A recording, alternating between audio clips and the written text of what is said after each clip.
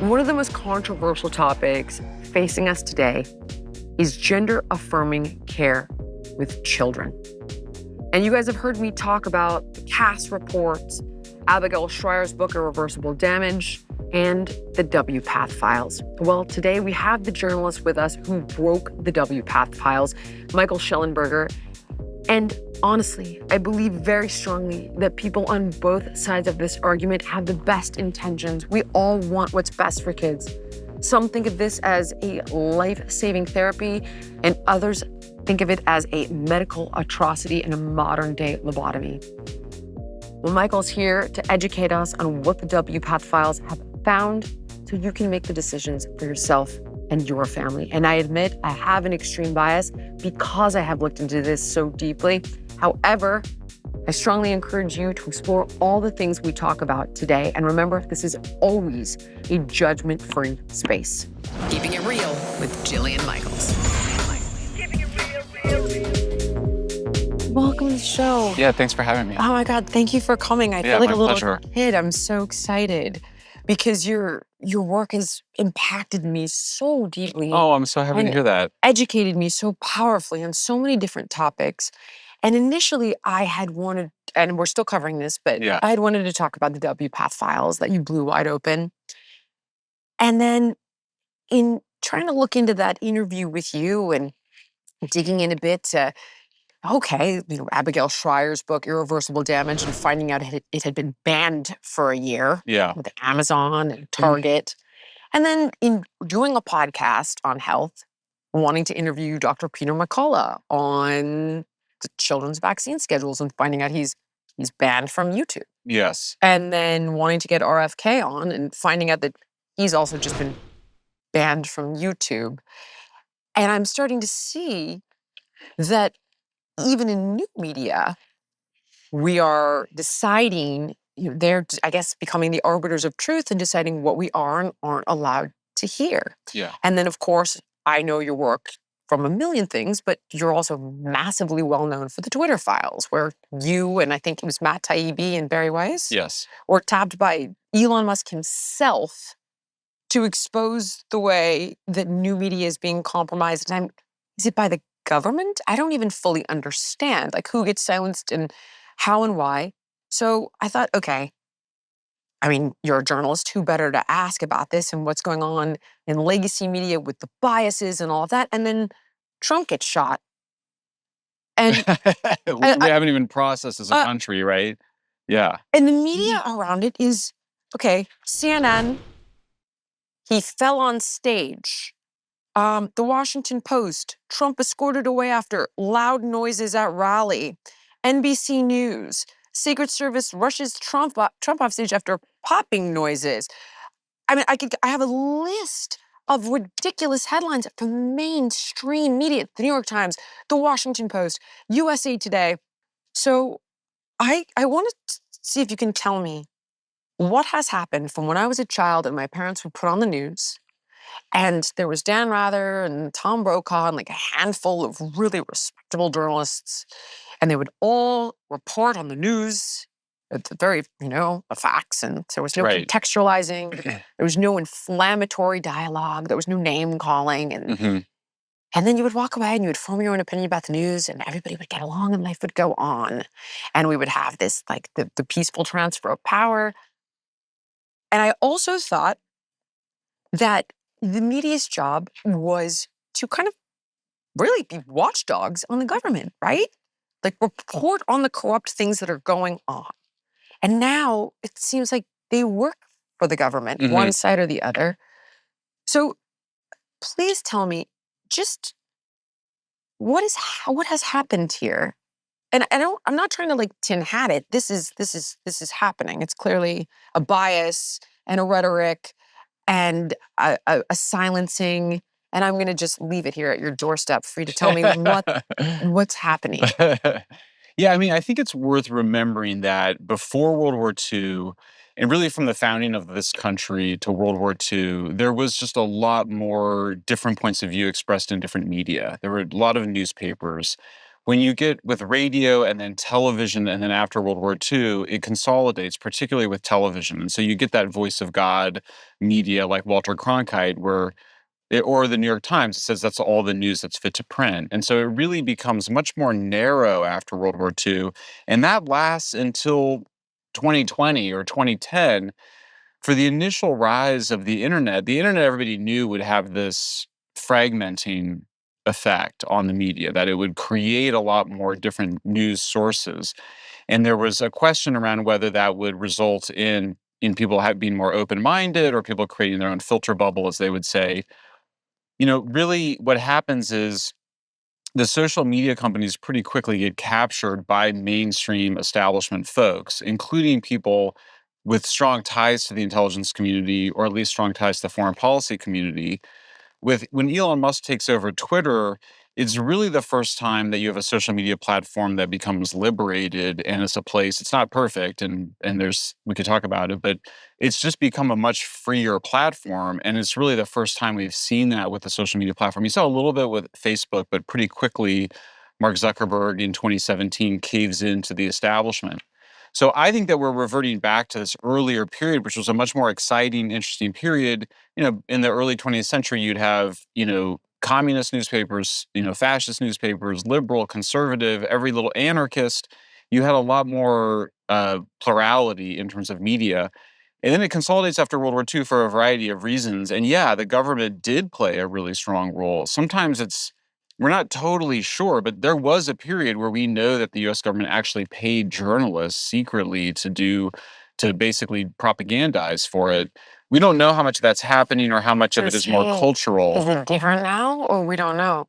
It's hard to know. I mean, there's definitely these characters that we see that just echo the point of view of the CIA, or the intelligence community, or the foreign policy establishment. At a certain point, it doesn't really matter, because the CIA itself is an instrument of American foreign policy. So when you get to foreign policy questions, but you see things like the Aspen Institute, which is heavily funded by the State Department, runs a pre-bunking campaign to basically program journalists and social media companies to dismiss the Hunter Biden laptop before it's released. Right. That was the most important of the Twitter files that I worked on. I did two big ones. One was on the decision to deplatform Trump, and the other one was to ban the story about the Hunter Biden laptop.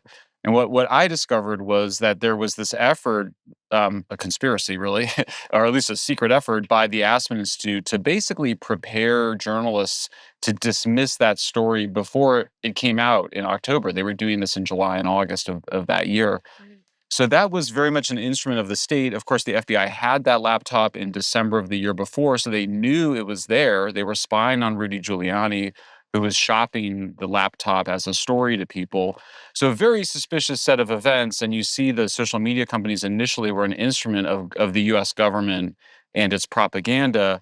With Elon Musk, all of that gets revealed, and now we see a platform that's now available to different voices. Okay.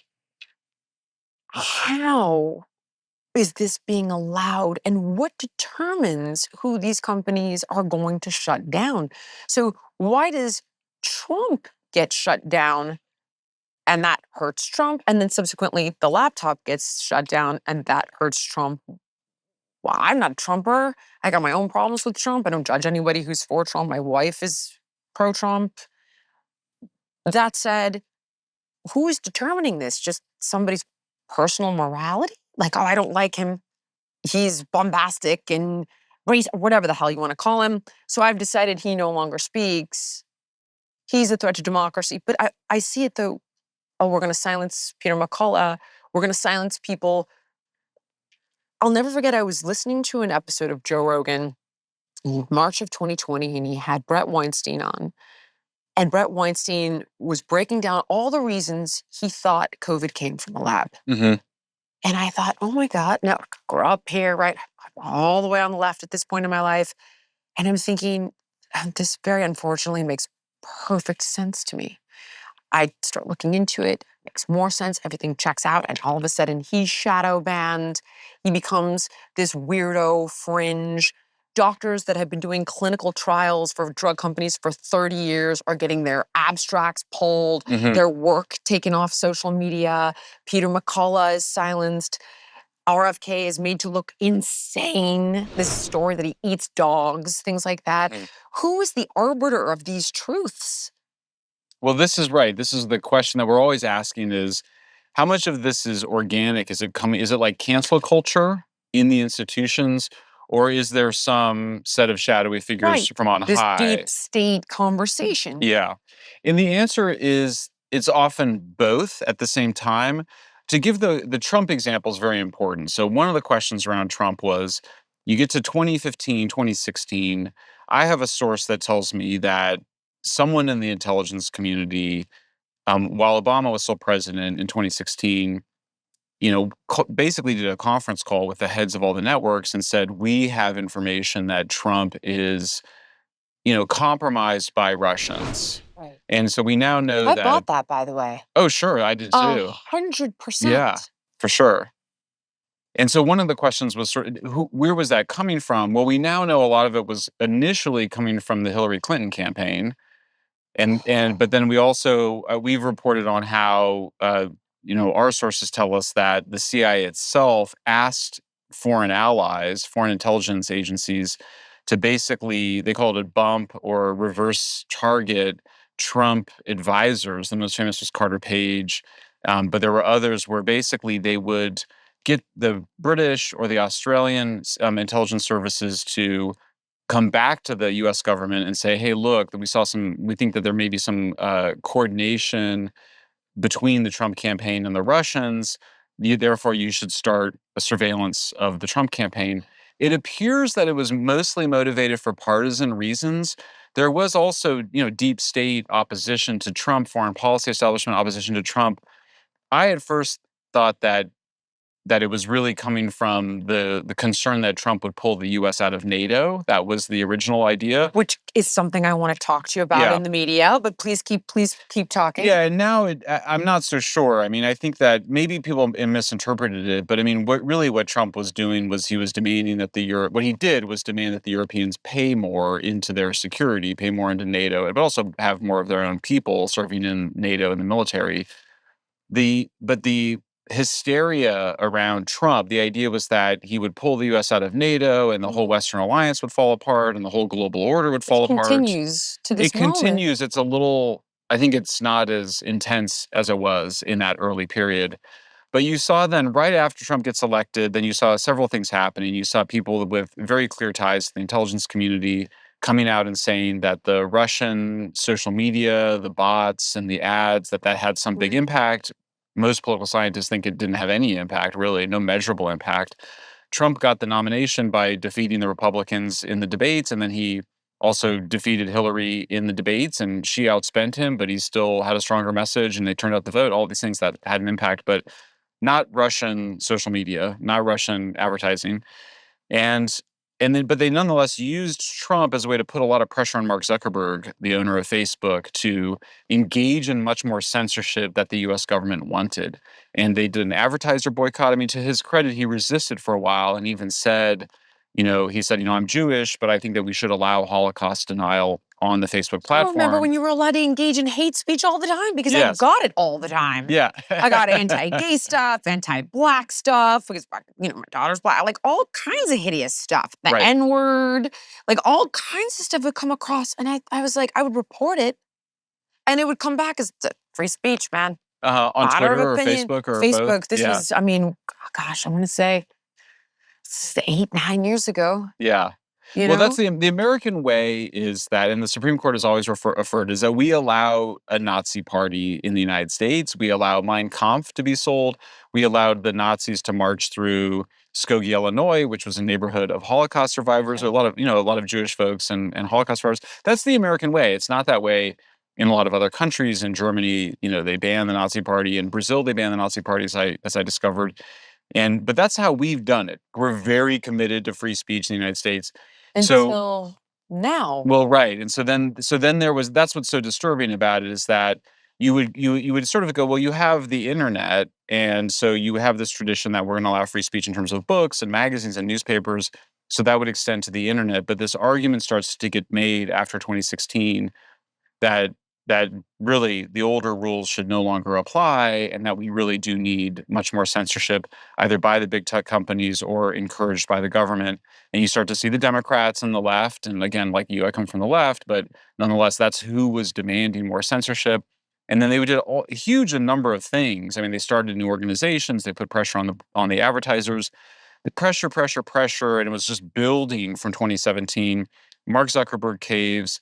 Twitter is caving more and more. They were actually a little bit better than Facebook, but then they ended up caving too. And then they, of course, they censored the Hunter Biden laptop in October 2020, and then they deplatformed President Trump on January, I think it was January 8th. 2021. So that was, and those were the most high profile things. I mean, they were censoring criticisms of transgenderism. They were criticizing people who said that men can't become women. So there was all of that was going on at the same They time. pulled Abigail Schreier's book. Mm-hmm. I'm thinking, like, this is a very well established, extremely credible journalist who's gone all the way out on a limb to report on this, which you know as well as anyone with the WPATH files. And they censored the book. The reason this disturbs me greatly on a personal level is because a lot of this touches my wheelhouse, which is health. Right. And I will tell you that when I engage in interviews about things like Ozempic, I can tell right off the bat that this is paid for. In other words, I had to do an interview with CNN recently about Ozempic. And it was a complete setup. It was a debate. Nobody told me. The screen was black. I couldn't see the guests. I didn't know when to talk. I'm like, I can't see anything. Is that normal? Because, normal on a Zoom. And I had no idea. All of a sudden, it's like, oh, you're here with so-and-so. This woman knew the exact topic. Apparently, it was about the economics of how Ozempic is saving the American economy. Nobody told me that. So that I would look like an idiot, even though I was able to pivot pretty quickly and be like, well, all I care about is the end user's pocketbook. But it was a total setup. And he gave her the first word, he gave her the last word, he corroborated her position entirely. And I was like, you guys, and I love my publicist, he's brilliant. But I was like, Marcel, this was a complete setup. They're obviously getting massive dollars from big pharma. And it was meant to kind of make me look like an idiot. And it's not the first time. I had done another interview with a more liberal channel about it. And the woman called me anti-science when I insinuated that, listen, I have a lot of friends who are on statins. And if your doctor tells you, you need it, great, wonderful. I've had many doctors on my show explain to the audience when they would need them, when they wouldn't. Long story short is, well, we need Ozempic in the way we need other lifestyle drugs. And I would argue that by engaging in the same healthy habits, you don't need these drugs. And then I was deemed anti-science. And I thought, this is fucking crazy. Mm-hmm. Who is paying you for this position? Right. Who is behind this? So now it's not just a matter of what we decide to omit and subsequently include to shape the narrative, but also the opinion we wrap around the information. What is that? Like, oh, that position's anti-science. Mm-hmm. That position is tin hat. Right. That position is transphobic. Right. You are anti-trans, which is part of the reason I decided I needed to jump into this, because as a gay person, I'm like, should I run cover for people to be like, no, this isn't anti-trans, to question gender affirming care. What is that about? Is that the opinion of a journalist? Or is that advertisers saying, big food, oh, she says obesity kills people, so she's a fat shamer. Big pharma, oh, she says these drugs are dangerous. She's, what am I? I'm anti-science. But I'm just a small example. Right. But it's definitely caught my attention.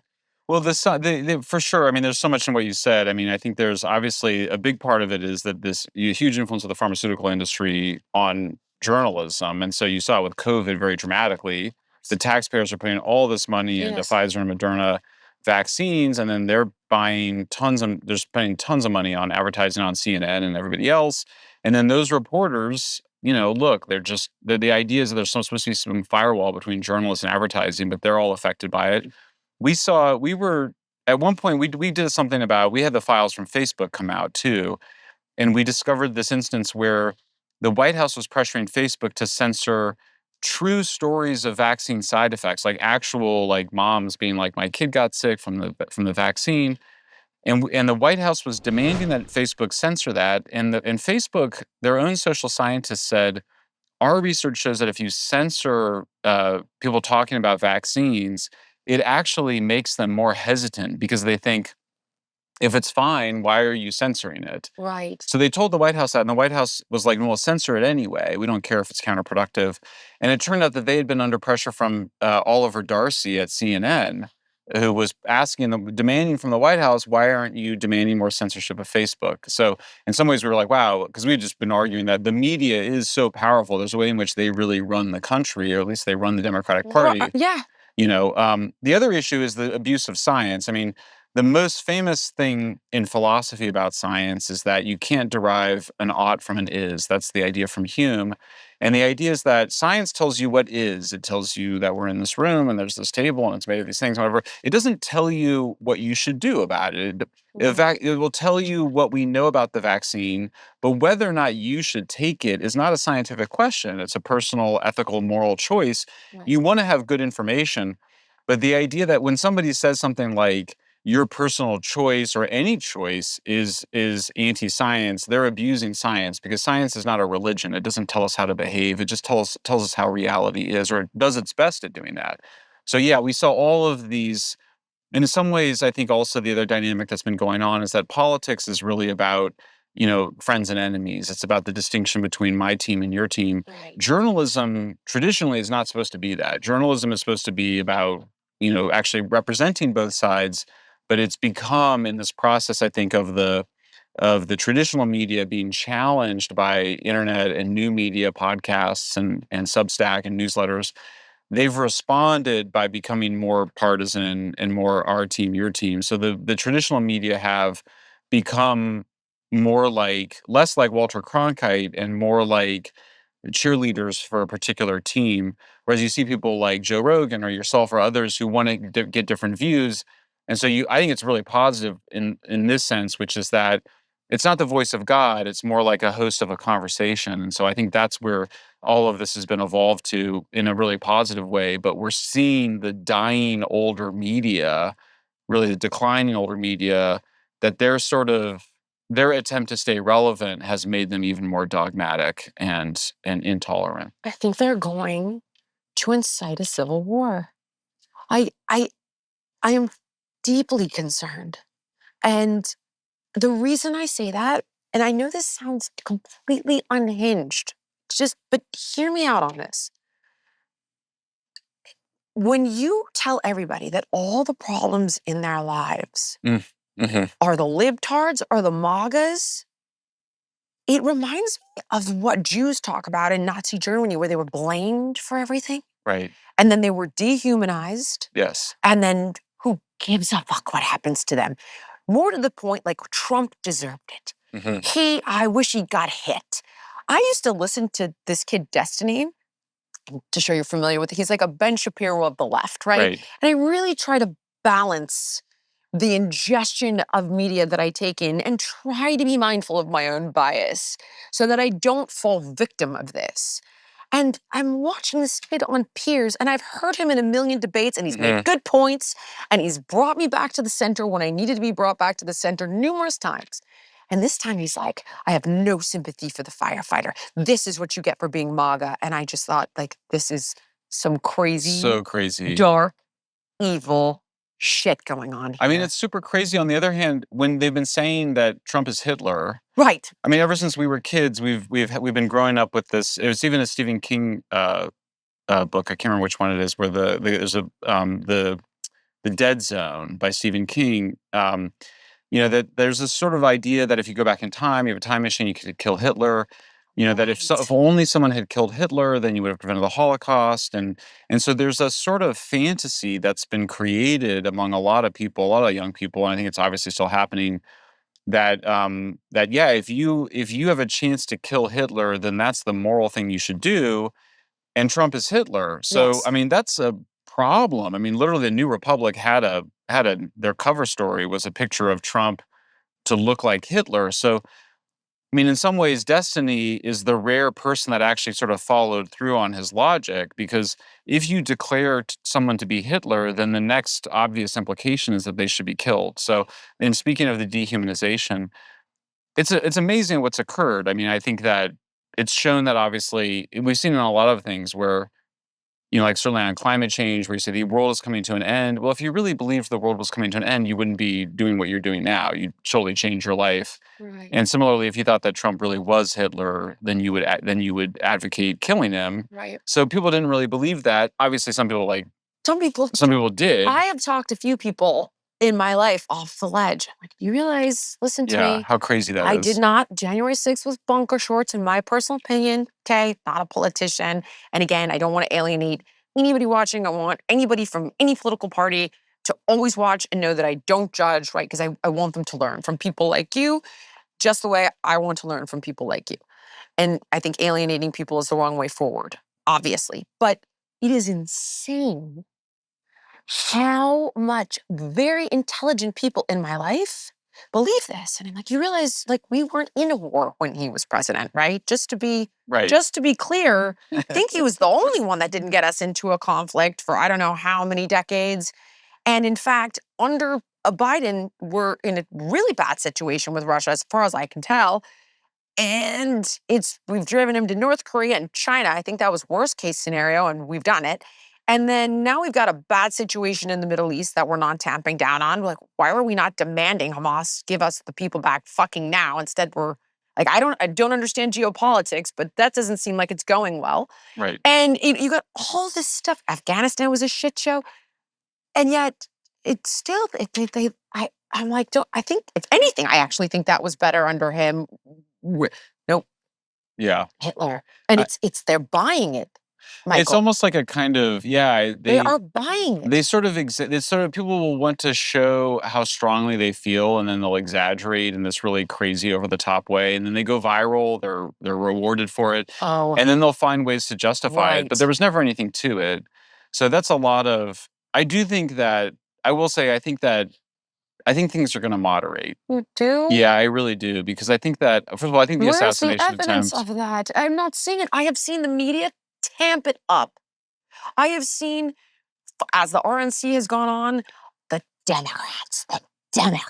And then, over here you've got Destiny, he deserved it. And the firefighter deserved it. But it's amazing how few people are actually repeating the Destiny thing. Well, that was so deeply alarming to me, because I actually have listened to him as a person, and I was like, oh, okay, this is really... He seemed like really unhinged. He seemed unhinged. Seemed like he was on something completely. But even still, like, I used to watch Rachel Maddow 10 years ago and think she was brilliant. Now I'm like, oh, God, I can't. It's like, she's like, he's going to come for us and he's going to lock us up. And I'm like, okay, this is like Hitlerian World War II shit that you're talking about. Well, and even on the Russia, I mean, they also, the Democrats never really understood that there was really never, not only was there no evidence for the idea that Trump had colluded with Russia, that in fact, we know that the whole thing was concocted by the Hillary Clinton campaign, that they roped in the intelligence community. So that never really got through to, at least to my progressive and Democratic friends, that was all a conspiracy to frame Trump that way. Not even a little bit. And you're absolutely right, Nana. I want to ask you about this in particular. Sure. I wrote this down because I'm not going to remember it. Or I didn't remember it. So, okay, the Fairness Doctrine, apparently introduced in 1949, which is what you were talking about, was a policy that required the holders of broadcast licenses to present both sides of controversial issues. But in 1987, the FCC abolished the Fairness Doctrine, prompting some to urge its reintroduction, blah, blah, blah. Do you think that's something we should consider putting back into place? Or is that like taking that sort of opinion, kind of contextualizing, crafting the news to a narrative out again? And in conjunction with this 24-hour news cycle that Ted Turner, I guess, created in 1980, I guess the two of these things begot chaos. And I was wondering if I'm wrong or if I'm right, and if you could tell me which is true. Or I mean, there's definitely an argument, including among a lot of my friends, which is that all journalists and all media should be balanced, and they should try to be objective and not, introduce their own opinions. That we should go back to that period between World War II and, well, either the mid 80s or more recently, 2020s. I don't really think that that's possible, and I think it's problematic to suggest anybody is totally objective because I mean what happened was that you get cable news. That's why they changed it. So cable news can come on and they can have and so you no longer have the idea is there's literally physical limits to the broadcast spectrum. So that's why they had that, but it was really only 40 years. And look, there was this, they call it yellow journalism now, that period of early 20th century where you just had a lot of different newspapers. I mean, people, when you go back and you like listen to how people talked in like the 30s or the 40s even, they would just read a lot of different newspapers. They would get a lot of different news. That's really what social media is now. You go onto X and you can follow a lot of different people. There was this idea that people would actually use social media to reinforce their existing views. And to some extent that happens, but really there has been a lot of research on this now. And what they find is that people that are using social media, like X in particular, to get a lot of information, do get information from a lot of different points of view that people who just watch Fox or MSNBC don't get. So when I go and see some of my friends or relatives and I walk into the house and all they've got on is MSNBC, they're not, or Fox. Yeah. They're not. I mean, my friends are watching MSNBC, so because I come I've from a liberal got background. both. Okay, Both. but yeah, they're not getting the same. I mean, it's just an incredible platform. I mean, you can, or for example, like when we were heading into the political season, I just started following more political reporters. I'm not actually people because I cover current events, but I'm actually not that into politics. Like I cover different issues, but You cover nuclear power and yeah, homelessness crisis and what we're going to get into. Yeah, What the yeah. hell's going on with gender affirming care? But But you are one of the most respected journalists in the thank you. world right now. I appreciate that. So if anybody can speak to kind of guide us on, even more importantly, okay, so my final thought is you had brought up NATO. And the reason I come back to this one is trying to understand why hundreds of thousands of people are dying in Ukraine. And we've got politicians that are like, hey, this is great. Not one American life. And I'm thinking, so hold on a second. If you're Ukrainian or you're Russian, your life is just not valuable. And how wonderful that we've managed to expend all these lives that aren't ours Yes. to tamp down on Putin, which I think, as far as I can tell, that was totally avoidable. But I had to dig so deep to find out how we expanded NATO when we promised we wouldn't, and how we put it right on the border. And I had to dig into like WikiLeaks and find documents from the head of the CIA to Condoleezza Rice 20 years ago saying this is a disaster, don't go into Ukraine, you're going to start a war.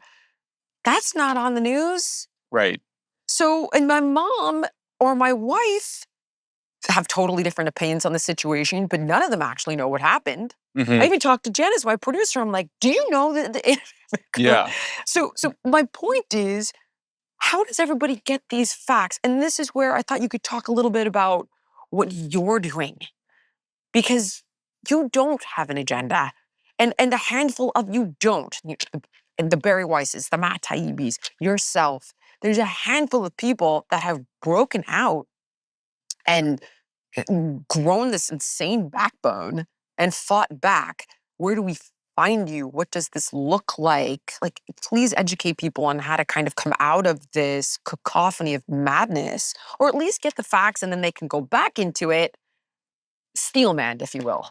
Yeah, I mean, I think it's really about paying attention to different voices. There's Friedrich Nietzsche is a famous philosopher thinking about issues of truth, and he would always say, many eyes,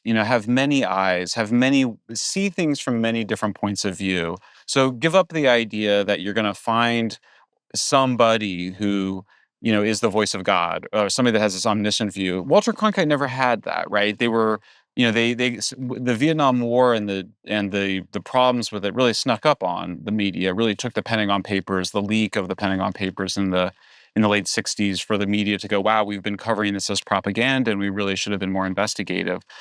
So I think that And look, I mean, I think you see even with Matt and Barry and me, we all have things we focus on differently. We actually have different passions. We have different opinions. For me, I think what I always say is it's better to be more transparent about your own views and to spend some time. I like to do books because in my books I can explain why I think certain things or why I've changed my mind on certain things. Changing your mind is a really powerful process because it's embarrassing. People don't like to change their minds in general.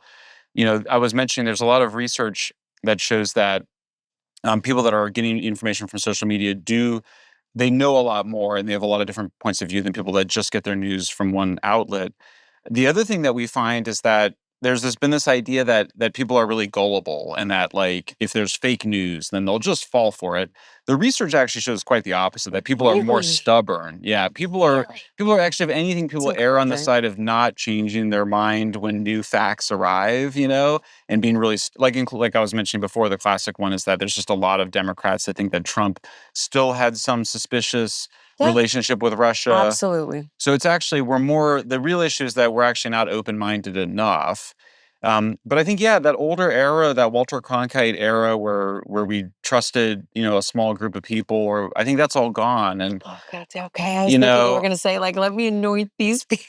no, I don't want to do that. I mean, I certainly have some friends that try to get themselves in that position, but then I think then things will happen and then they'll Right. show that they do have normal human biases and opinions. And so it's just better to be skeptical and get your information. I learn things from people I disagree with all the time. Like I'll be like, I was following, like, after the assassination, there's an open source intelligence person who absolutely hates Trump. He's totally deranged, but he had the best first take on the shooter and the sniper and the roof. And then after that passed, he went back to just being a very boring commentator on how terrible Trump was.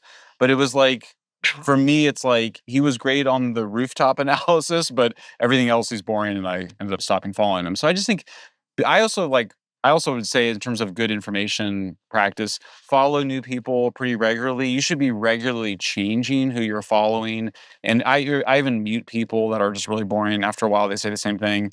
Follow new people, unfollow them. It's okay. Like, you want that diversity. You want to build that in. I think it makes you more curious and more open-minded than being like, here, I just want to, I mean, I complimented Tell me by what I just want to follow hear. Michael Schellenberger. It's Right. like, no, I mean, definitely follow Michael Schellenberger, but follow people who disagree with me too. But you do have an amazing platform, though. Thank And you. and I think the subscription model is definitely something to talk about. And the reason that Yes. I am leaning into that for people personally is because they are silencing voices that need to be heard, period. And Yes. again, I see it in health. I had one doctor on the show who is arguably one of the most impressive gastroenterologists and researchers in the world, who did clinical trials for 30 years for drug companies and who published an abstract of a study that had been chosen like out of 6,000 and won all these awards. She pulled it off the internet. And she testified to Congress with a host of other doctors, but it's just kind of like, who is the arbiter of this truth about whether or not COVID came from a lab, or whether we should be talking about gain of function research? But we can't, because all of that is getting silenced and pulled down and shadow banned. And even today, I was speaking with a journalist who wrote something called Gone in a Snap in Rolling Stone. And it has to do with teens procuring fentanyl on Snapchat, right? Yeah. And the article, the guy's like, he's been nominated for a Pulitzer twice. The article's been shadow banned, completely buried. Wow. Because, of course, no other social network is going to want to promote that story. So the reason I like the subscription model is so that the information, I can't interview Peter McCullough. I'm not saying he's right or wrong, but I want to hear his position on the vaccine schedule for my kids. And then I can say, like, I think you're full of shit, or I think you've gone down that route. I can't even talk to him. I can't have him on the show. It'll be banned on YouTube. Wow. I had to go It's to the guys crazy. and I was like, can we do a paywall so we can at least have this conversation? So, when you sent me an article, you're like, I want you to read this article that I asked you about the Trump shooting and everything. And you're like, I'm giving you a subscription. So can you tell me about your platform that's available to people? Sure. And then, of course, I want to get into the WPATH. Yeah, of course. Well, I don't have that much to say about it other than, yeah, I mean, like, Where do we get it? the How first does it thing, work? I mean, the amazing thing is, so Substack borrowed this model. So there's someone that created a paid newsletter where most of us give away a little bit and then we paywall it. And Yes. so it's a little bit of so the advertising, so to speak, is just the first part of the article. I love Substack. I mean, it's such a revolution because the owners of the means of production, to use the old Marxist language, were the guys that owned the printing press. Well, when there is no printing press, then and it's just this internet, and there's no cost. In other words, it doesn't cost anything to like there's literally like whatever this tiny cost of like bytes on a server somewhere, but it basically doesn't cost anything to send it out. Then the real producers of the real owners of the means of production, which is me, the means of production, or going out and interviewing people, then we get to reap. It's basically 85% of the revenue from Substack. I mean, it's a total liberation. I'm so excited. And I'm not Pfizer telling you, I'm No. afraid that's not going to come out today, Michael. I'm afraid that story that you're writing on Oxy and Purdue is not going to work for us. Yeah, for sure. Or you have also a lot of places in the world, a lot of government funding for media outlets. So then you have a government bureaucrat telling you not to criticize the policymakers. So yeah, you have these two big power centers, governments and corporations, Right. that have no influence on me. So then now there is this thing called audience capture. So there's always this risk that my audience will not like what I write and unsubscribe. And we've had times where we've written things and people have unsubscribed. And we just said, look, if you want somebody to just tell you what you already think, what you want to hear, then you shouldn't subscribe to us. And we were very happy after this occurred that actually we increased the number of subscribers because people were like, yeah, we don't truly. I think people, they don't want to just be told what they already believe. So yeah, it's amazing. And then Elon, when he took over Twitter and made it X, he basically allowed for a similar thing. So we can do some amount of our stuff for free. We give away for free, and then I also have paid subscribers on X, and they get that little That's awesome. extra something. Yeah. See, that's where people think, well, why am I going to do that? I get it all for free. Well, the reason is because the information isn't influenced, except hopefully your dollars pay for pure information. So I make nothing by saying this. I'm just simply saying, in order to avoid that government influence or the influence of the big companies, you have this option. Which brings me to what I initially had wanted to talk to you about. The WPATH files. So you had said, throughout our, like, hey, I write books. I talk about nuclear power and, fracking and GMOs and homelessness and these monster exposés, and they're brilliant. And then you tackled this. So WPATH is about gender affirming care. I don't believe this conversation has anything to do, correct me if I'm wrong, with adults that decide they want to transition. The focus here is on children that are being given off-label cancer drugs to block puberty, cross-sex hormones, and surgeries to change their body. That, I believe, is where I can at least speak for myself, and I'll then let you speak for yourself. The issue I have with it comes into play. Yeah. Okay, so are you a transphobe? Hate gay people? Phobia means fear. So I'm worried about this thing that we call gender medicine. So I'm a gender medicine phobe. But certainly I've always been very pro gay rights. I worked on gay rights campaigns in the 1990s, actually criticizing Dr. Laura, who was famously homophobic. And obviously, or maybe not obviously, but have many gay friends and am very concerned about this.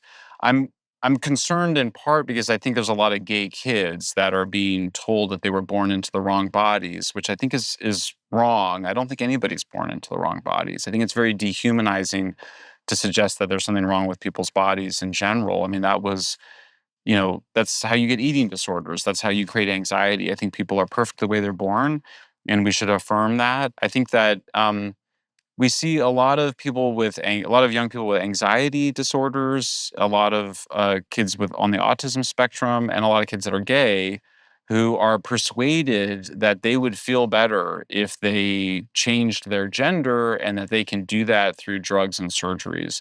I think there's a couple of problems there. The first is that there's really no evidence suggesting that they will feel better over the long term if they do the drugs and surgeries.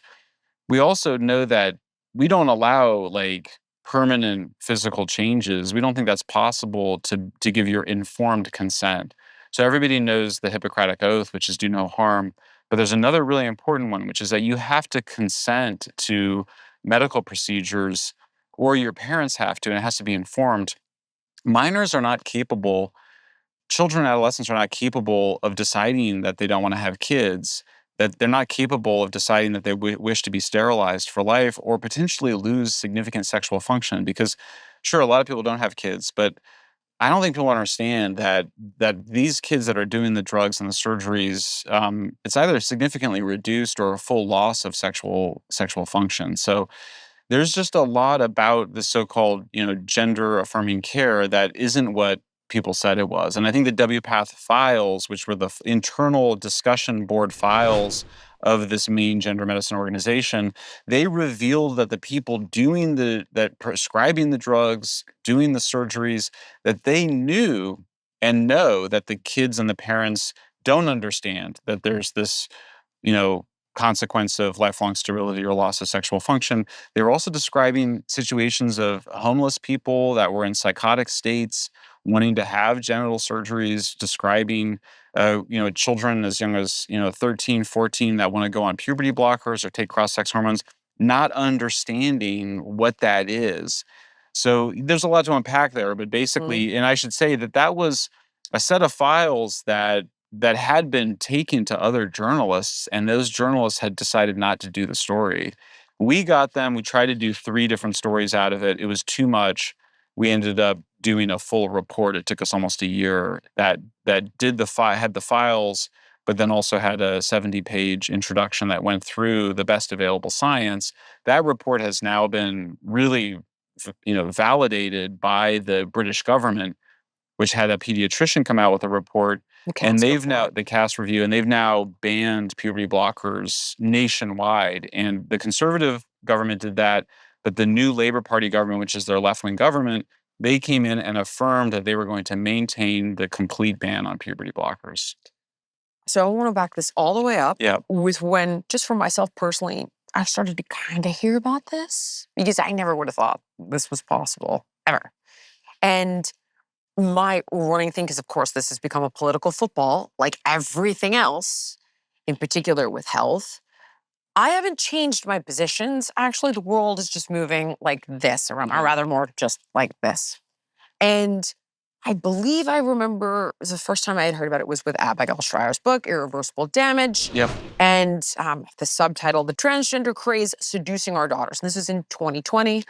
And I remember this coming out on Rogan and thinking like, who would do such a thing to kids? No, this is silly. This is ridiculous. This has got to be so fringe. Yes. And then down the road, you've got then Bruce Jenner turns into Caitlyn Jenner, and this is great. And everybody's like, neat. Okay, cool. We're supportive. We're so liberal. Good.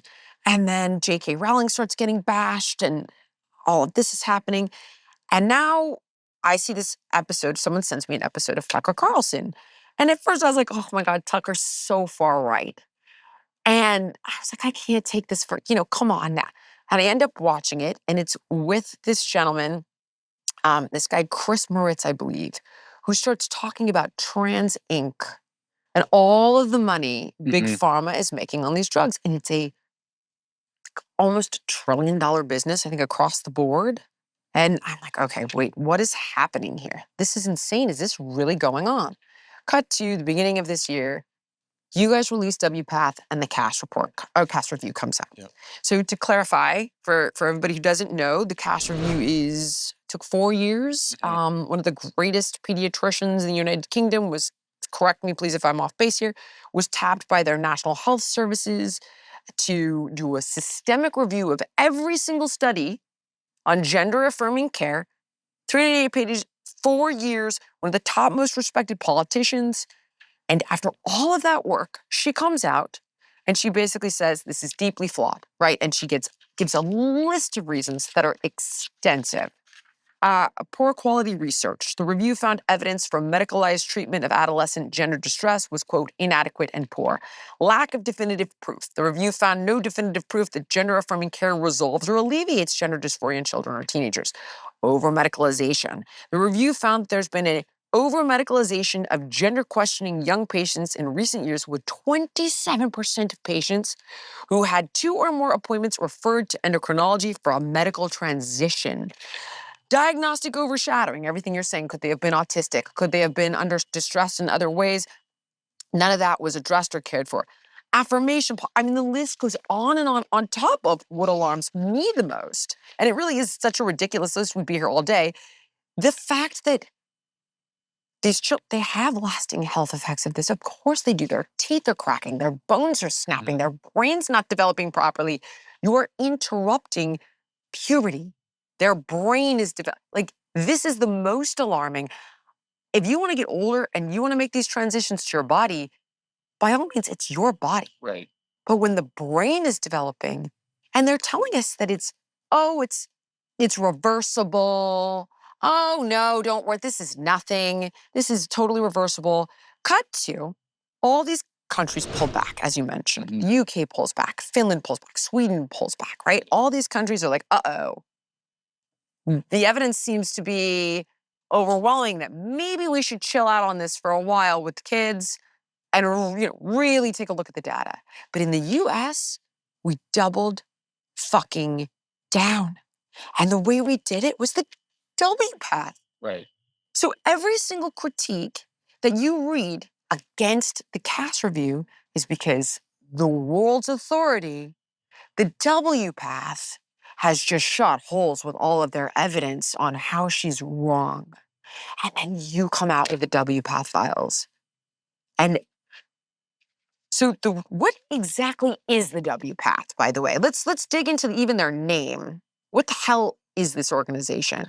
So it stands for the World Professional Association of Transgender Health, but it's not a true medical or health organization in the sense that it's not run by people that are really qualified or scientists. It's really run by activists. And so that comes out in the files. And so what's so shocking about the files, because it's the internal discussions that somebody leaked to us or some buddies leaked to us, it just shows them sort of making this up as they go along.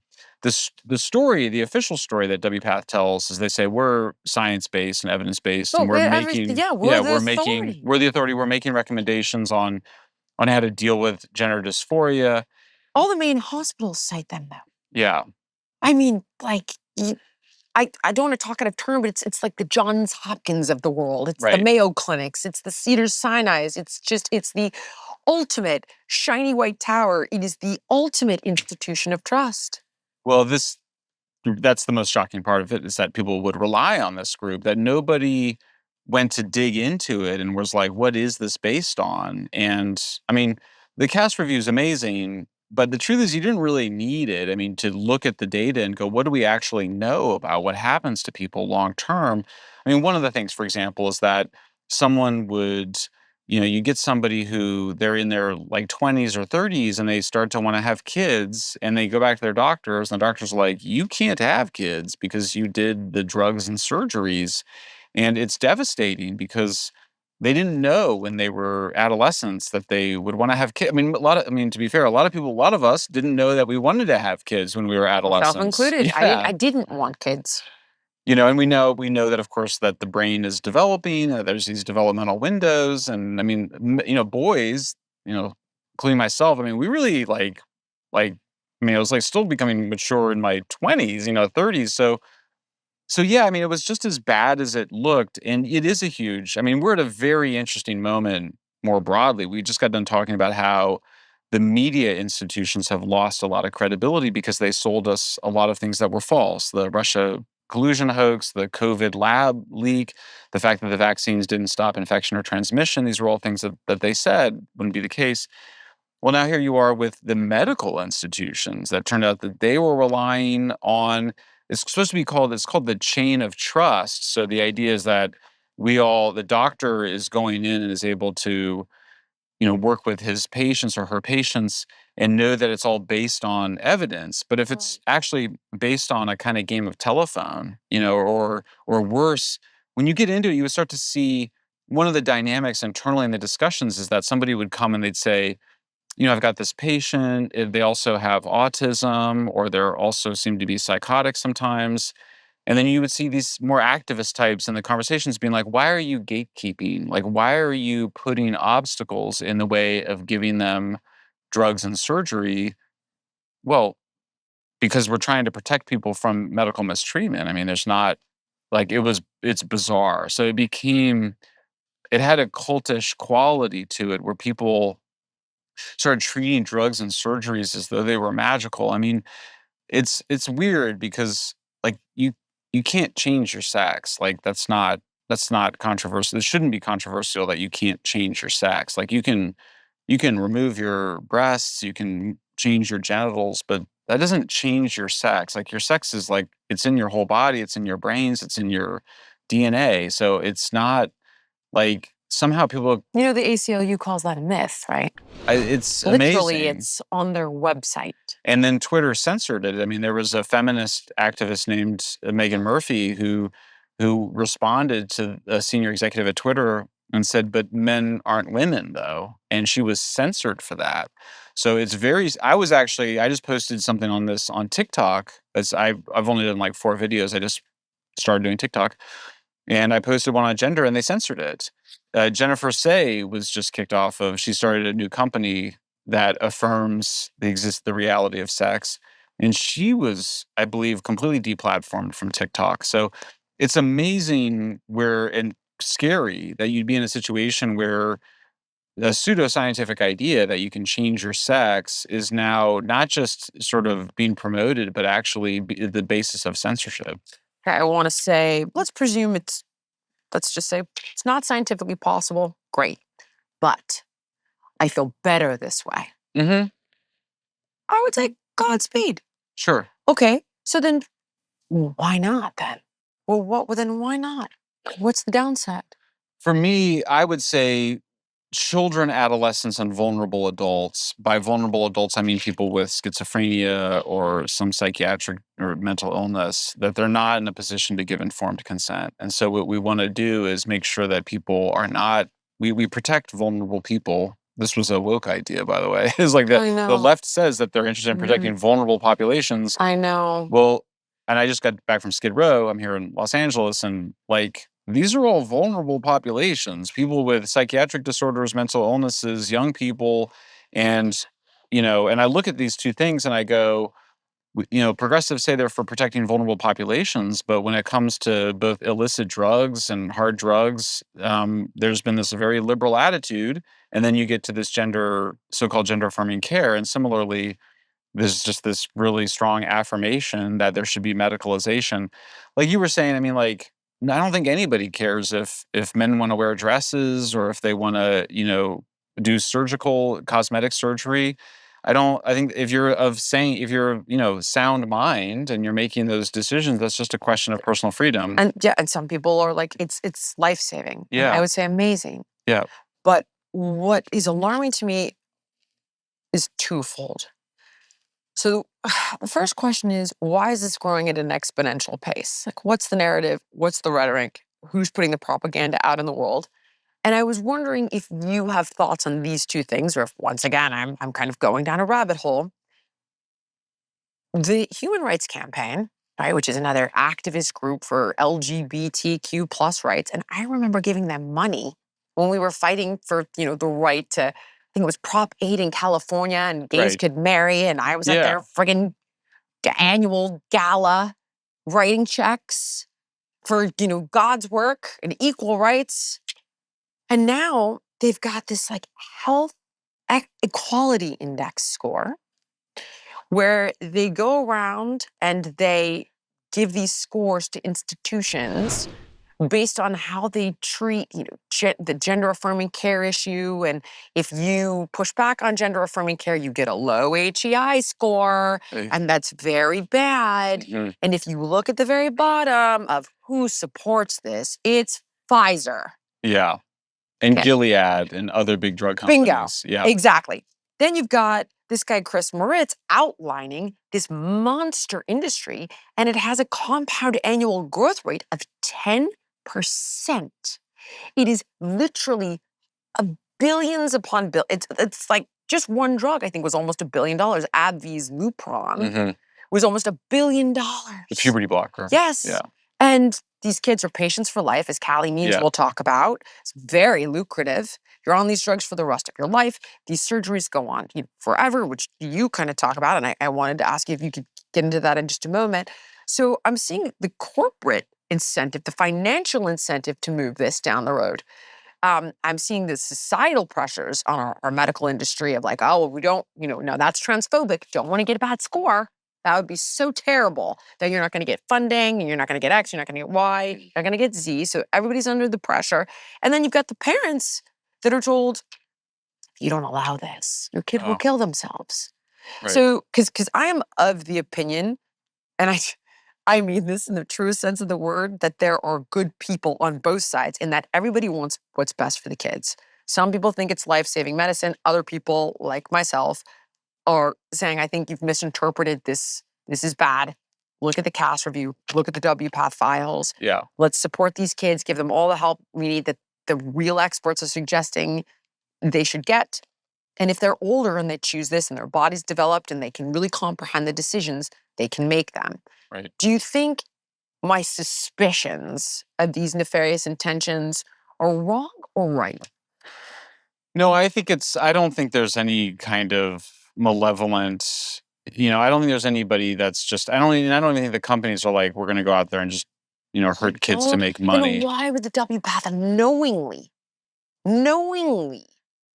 push this when they know they think that we haven't even gotten into some of the horrendous things that were exposed? It's amazing to watch them rationalize it. I mean, at the one hand, I think it's like by the way, I had a very similar experience as you did with the Abigail Schreier book.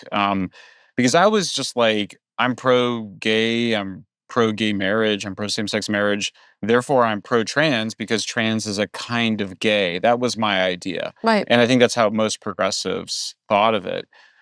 It took Abigail's book, but I had the same reaction. I was like, her book, I remember looking at it, I bought it, I read it, I watched the Rogan thing, and I just kind of was in denial because it was like, if that's true, then this is just a gigantic medical scandal, like one of the biggest medical scandals of all time. Right. And she actually got a little annoyed with me because I would keep calling her and I'd be like, you have to explain this to me again. And, I think at a certain point, one of the things she did say, she said, they lose their sexual function. Like, Right. it's Can't not have just an sterility. You orgasm. can't have an orgasm. And, particularly the boys, if it's occurring early. So, that was shocking because as a liberal, you're like, well, I got myself very comfortable with with being supportive of gay people Yes. having sexual pleasure. You do you. Yeah. And Yeah. then you kind of go, well, wait, so if that contradicts itself if you're actually supporting something that undermines people's ability to have. And she said also, I remember she said, the ability to, it's like, I'm still very embarrassed about it. I mean, honestly, part of the reason I don't like talking about it is like, you're talking about sex, but she was like, pleasuring each other sexually is part of how people pair bond. Yeah. And it was like, right, and so when you realize that the people were being deprived of that, that's shocking. So, yeah, I mean, that was then at a certain point, then the WPATH files came in our possession. But your question was also then how do they justify it? Inside, they're dealing with all these problems right away. They're often talking about these detransitioners. These are the people that decided that they thought they were trans and then they detransition, Right. and they're coming back and they're just psychologically wrecked, and they're going to their doctors and they're being like, what have I done? And then the doctors are just struck with this incredible cognitive dissonance and this culpability, and they can't cope either because they've done this terrible thing. So they start to invent this whole language. The key word that they invent is it's a gender journey. They go, your gender. They go, well, no. So we say it's lifelong medicalization. They say it's a gender journey. Like, who says you're male or female? Maybe you're something different, and maybe you change your mind. And well, Can't change but it your doesn't mind. go back. I mean, Yeah. one of the things when you meet the young women that thought that they were men or boys, and then they take the testosterone, their voices are still they're deeper, more gravelly male voices. Many of them have removed their breasts. You can do breast implants, but your breasts are gone. You're not going to breastfeed children. So, and then the boys, I mean, again, it's a difficult. I think part of the obstacle to this issue really breaking into the mainstream more is the fact that, journalists like myself, I'm like uncomfortable describing. I'll give you an example. I was in Martha's Vineyard. Well, they punish you guys. Oh, yeah, You guys for get sure. punished, deplatformed, canceled, punished, labeled. Censored, yeah. Censored. And, I was in in the denialism, I was in Martha's Vineyard because, it's still very liberal culturally. And I was explaining this. Sure? I think you're transphobic. No, exactly. I was explaining this to somebody about the surgeries, and they were just like, Mike, that hardly ever happens. And I was like, well, first of all, how many times? What hardly ever? Because there have been tens of thousands of children just since irreversible damage came out in 2020 that were transitioned. Well, and how many? In America. And also, like, tens of thousands. When you think of the Tuskegee experiments, which is where they deprived the treatment of syphilis to black men, it's one of the greatest medical scandals. God. Nobody says, well, it wasn't that many people. If it's a medical or the lobotomies, you don't kind of go, but it wasn't that many people. You go, that's wrong. You shouldn't do medical experiments like that. So the idea that it didn't affect many people, it's a way to not have to deal with it because it's so distressing. I mean, it's so dark. You called it a modern day lobotomy. It's worse. It's worse because there's so many more people. I threw my notes away. However, I shouldn't have because one of the worst medical scandals in history by far. That's no question about it. Right. I mean, I kind of go, if I have to look, maybe opioids are worse because the drug crisis, because now 112,000 people are dying every year from it. Right. But yeah, it's tens of thousands of, Reuters did a study of how many kids are on cross-sex hormones, and I think it was at least 10,000. So, and that was several years ago. But I looked when Abigail was just on Mar, and she told Bill, well, since then, tens of thousands of children. And I thought, okay, it can't be that. I was like, no, I don't want to say that because that can't be right. So let me check it. But I thought, well, Jill, she's Abigail Schreier. She's going on real time. So surely and it is in fact tens of thousands. Yep. And for it to be a $1 billion business. Of course. A lot of freaking kids, man. And there's these clinics, as you know, where you go into the clinic and they don't do a proper evaluation. You go into the clinic, it is like opioids in this way, where you go into the clinic and then everybody gets puberty blockers and cross-sex hormones. Right. And so it's not like, they're not like turning people away. And that was it was a whistleblower that came forward from a St. Louis clinic. But it's just, I did a little video and story about a doctor who was talking to Chris Hayes at MSNBC about it on his podcast. And that's what she was describing. She was proud of it, but she was basically like, everybody who comes in gets these meds. So you're not doing real diagnosis then. You're not doing an objective diagnosis. It's just like a pill mill, as they used to say. That's one of the exact problems that the Cass Review pointed out is that you're missing that there could be autism or there could be this or there could be trauma in the background. And you're just after 2 sessions in some cases, here we go. Let's make these life-altering changes. And from a health perspective, what were some of the most horrible things that were revealed? You've talked about one on Winston Marshall's podcast with the dilating of Are your viewers up for this? I think you have to do it though. Otherwise they're gonna think, I think if you don't, people will think, you know, that I think you have to do it. I think they need to know. I really do. I mean, that's one of so the that most... they can be outraged. Right. They can start to see what's really going on. I think you have to do it. I mean, there's this idea that to convert men into women, that it's just very simple and you just convert the male genitals into female genitals. Doesn't work like that at all. It's an open wound, and so to maintain the pseudo vagina, as it's known, you have to insert something to keep it open. Otherwise, the body will naturally treat it like a wound and seal it up. And so this was it's so shocking, the role of the media, because the media is complicit in this. It enabled it. There's a whole reality TV show about Jazz Jennings that was about this boy who, Barbara Walters, when she did a segment on it, she goes, Jazz Jennings is born into the wrong body. I mean, that's just so crazy. And it's Barbara Walters, right? Like, it's not some fringe thing.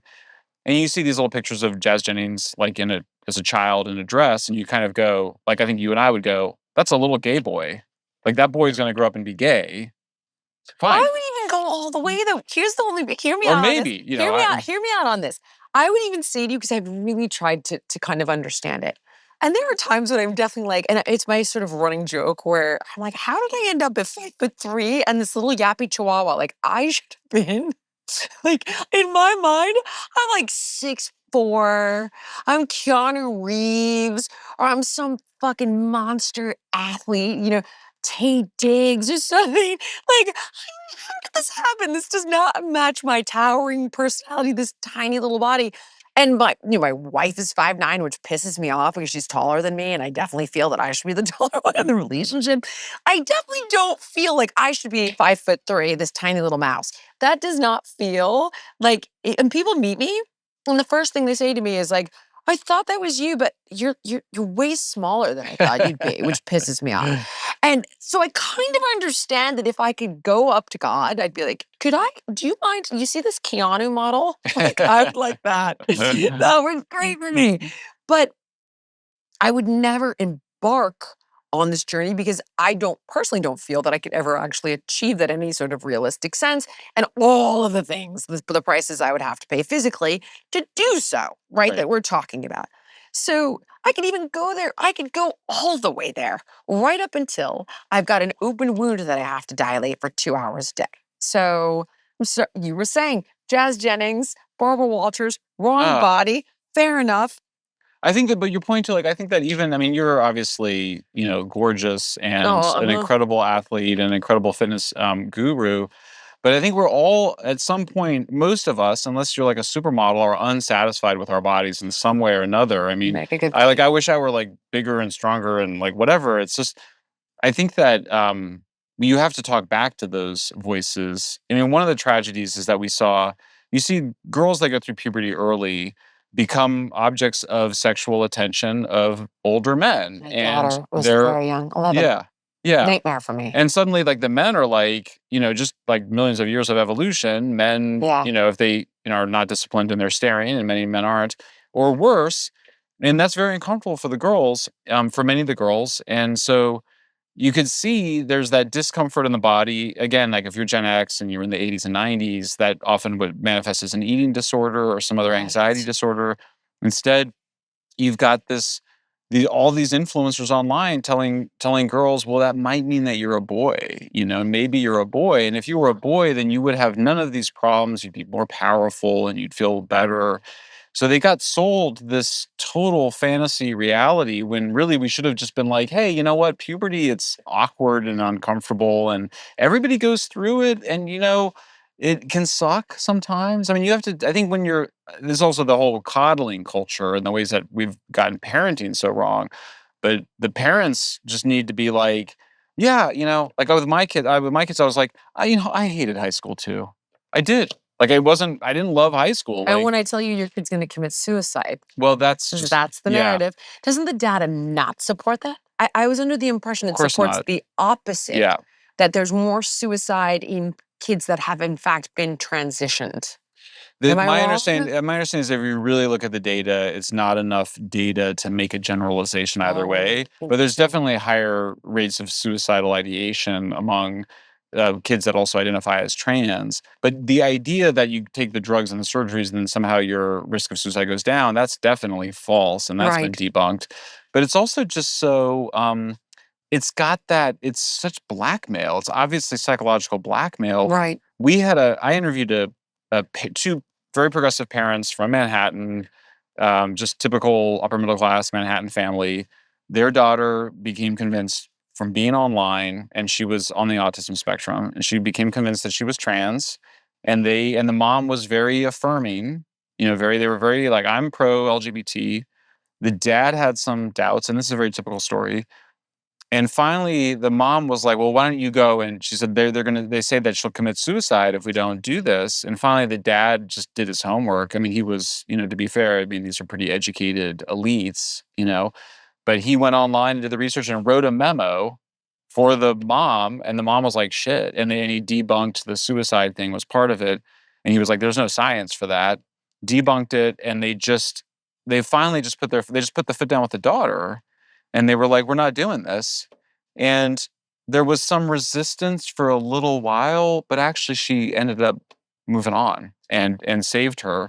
There's a lot of stories about this where people were about to go into the gender clinic, and then the child, often a girl, will desist from the gender dysphoria, or some parent starts asking some questions. So to some extent, this will resolve itself, and is why it's so important to talk about it, to get the mainstream media attention about it, because you have to be like, no, like all the stuff that ABC News and CNN. I mean, I have so many clips I've now downloaded, and I've been emailing journalists, by the way. I've got more to say on this, like television doctors, that I've emailed, and I've been like, you did this PBS thing and you didn't talk about any of the complications. Where is your view now? And this is a particular doctor I am going to go after, because he's been like, oh, well, Can you tell me? I will. I'm going to give him a minute, but he's a PBS doctor. And you're like, this is just irresponsible. Like, and now is the moment that you need to take responsibility. Go back on PBS, go back on CNN, and admit you were wrong. And if he doesn't, I'm going to out him, but I've given him a fair amount of time now. What are the complications that you're most alarmed about? It's it's the loss of sexual function. It's the infertility. I mean, we saw liver cancer in females that were taking testosterone for long periods of time. We see, just like you just think about the problems that could occur when you're messing around down there, what they call bottom surgeries, euphemistically. Lots of problems, lots of infections, and then just it's just very hard. I mean, I'm in touch with a lot of detransitioners, and it's very, very hard. At first, I thought that we need the detransitioners to really lead the reform movement, but a lot of them, they just aren't comfortable being public, and you can understand why. They're really struggling psychologically. So I would say there's physical problems, but the worst stuff, I think, is just really psychological and really the Really? Oh, regrets. that's so interesting. There's one other thing there's a lot in the WPATH files, and I encourage everyone to read them. You put them all out there. They're all out there. Google it. Yes. But you talk about surgeries to create bodies that don't exist, like Barbie doll, like just Yeah, that's there. We had a big debate internally. So by the way, we released all of the files that were given to us. Like, we Right. didn't censor them. So videos, the emails. they're all there, and Yep. there's videos, Can read it all. and then we did the reports, so it's all available to you. There's definitely, it You started. can make up your mind for yourself. You make up your mind for yourself. It definitely started to get into really disturbing sort of stuff. So definitely the eunuchs was something that WPATH started promoting, this idea that they would promote this idea that there's a eunuch identity that you can find through history. We're talking about slaves whose genitals were removed involuntarily, in just barbaric fashion. But that's definitely something that surgeons are offering. I mean, I will say I took one for the team, because I actually looked through the sources provided the photos. And so it was both the eunuchs, and then the other most shocking one was both sets of genitals. So, and those photos, I don't know if they're still out there, if you can find them, but it's pretty. At that point, you're like, you're just like, what are we like? What are we doing? What are we doing here, guys? Like, like this is not, like, you're not even, like, the original idea is that, well, that you're born in the wrong body, and then you get the surgery, and then you can Right. become who you really are. But then, but what is that? See, I don't think people know that. They just think, oh, you're taking a child that's suicidal, and Right. you're not supporting who they are because you're transphobic, Right. and that makes you a monster. Right. I don't think they understand that we're creating Yeah. these like experiments in the surgeries, that kids are having developmental issues with their brain, all their key organs, Yes. that the body is a complex system. And when you mess with its biochemistry to such a profound degree, it appeared when we are developing in the most important phase of our lives physically, it's going to have significant ramifications. They can't have orgasms. They have they're sterilized, as you talk about. It inhibits pair bonding for all of those reasons. This is potentially horrific. Why can't they just wait? Right. To me, Right. like, That's where, I mean, for me, I go, I never thought I'd have to say this. I say, well, we say puberty is a human right. I mean, it's weird to have, as soon as I would say it, it was like, Well, of course it is. The fact that you have to say it is kind of amazing. Like, everyone has a right to go through puberty. Nobody has a right to Puberty deny tortures you, though. anybody. That's the argument. It tortures you. I'm in the wrong body. It's amazing. And you, transphobe, you're just afraid of it. And so you would have me suffer, and then I'm going to kill myself. Yeah. That I is the mean, narrative. And that is why I think it's that you can see it's the marriage of a coddling culture.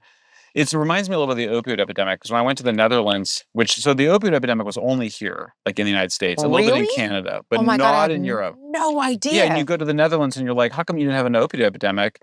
And they'd be like, because we wouldn't overprescribe opioids. And you're like, well, what if the person was like, but I'm in a lot of pain?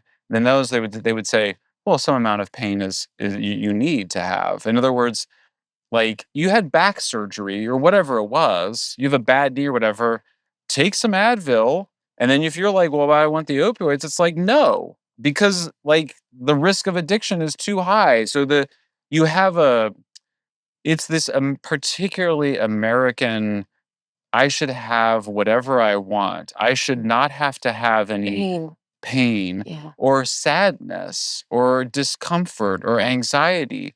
I think like with like young people, it's sort of like I shouldn't have these natural rain. Like, I think we need to reemphasize, we all feel sad and depressed sometimes. We all feel anxious sometimes. Exercise, first of all, like, is amazing for anxiety and depression, and anger. I find weightlifting for me, like, I go into weightlifting angry, I come out of it not angry, or I go into a run anxious, I come out of it not anxious. Or use CBT, we have cognitive behavioral therapy. You talk back to these voices. And then also, like, you're just anxious sometimes. Like, it's okay. Like, it will pass. Not everything, most things should not be medicalized. Most things are not medical problems. For most of human history, we didn't have these elaborate pharmacopoeias to treat these things. So the enabling, the coddling, the sense in which everyone should be, the entitlement that I shouldn't have to have negative emotions or I shouldn't have to have pain. That's, I think, at the root of both the opioid epidemic and at the heart of this gender medical mistreatment scandal. I think it then gets exploited, though, by big pharma. Yes. Co-opt the narrative. Oh, for sure. Buy off the doctors. Buy off the institutions of Yes. trust. And it is this perfect storm. Yep. And that is the reason that I have so much respect for your work. And I know I did hear you say, like, you tried to get out of this. You didn't want to take this one on. No. You tried to, like, just... It's uncomfortable. It's awkward. I think more for men than women, too, in my experience. But yeah, I think it's... Yeah, because also the accusations that comes with the other thing they do is they accuse you of somehow having a prurient interest in it. And it's just like, fuck off. Like, I did not, like, there's no prurient interest in this. It's actually a barrier to it. So I think more for men than for women, but for all of us. And it's just this one in particular, this one and the homeless and stuff, where it's like, you kind of keep coming back to it. And it's like, I can't believe that this is even happening. I can't believe that we're at the point where we're even having to talk about protecting puberty. Well, I respect the hell out of you for it. And, you're Thank one you of so those, you're one of those fearless fighters, like, back into the breach. And you're a hero of mine. Thank you Your so work much, has Jillian. been I so appreciate you. influential. Can you tell people where they can read your stuff, find your stuff, what you're working on now, social handles, Substack, WPATH files? Google it. It's right there for you. It's a For sure. little, just make your own, just read it and then form your own opinion. You don't even need to take away what our opinion is of the data, because you've provided it. So how can we educate ourselves on everything you are working on? Thank you so much. Well, you can find me at public.substack.com or at Schellenberger on X or Instagram. Thank you so much. Thanks I for can't having wait me. I appreciate you. to force you to come back and talk about I would love to. Thank you so much. Keeping it real with Jillian Michaels.